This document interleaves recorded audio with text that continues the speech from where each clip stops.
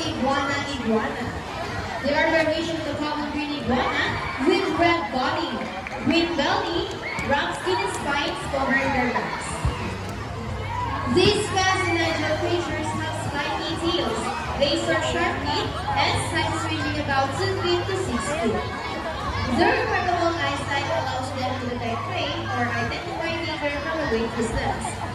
Herbivores, they feast on a variety of fruits, vegetables, insects, and adapts swimmers and climbers, with a lifespan of up to 20 years.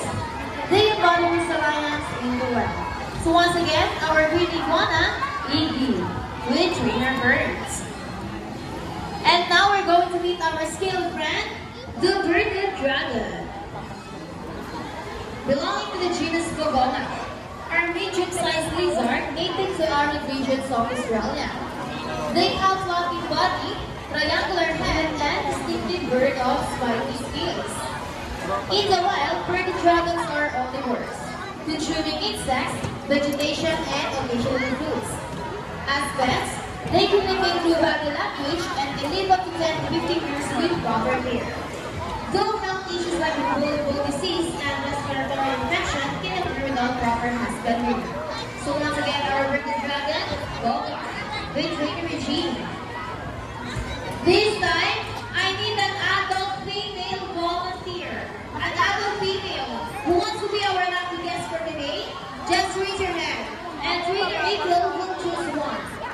Once again, adult female. Anyone? Okay, you got one. From here on the stage.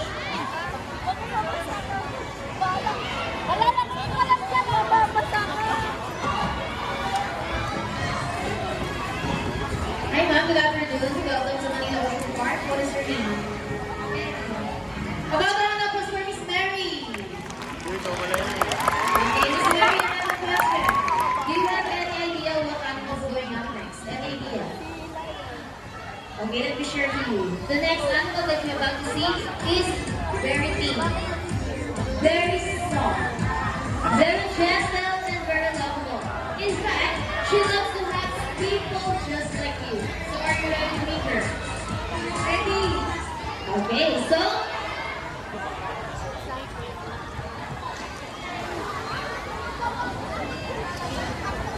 okay, now stay right here.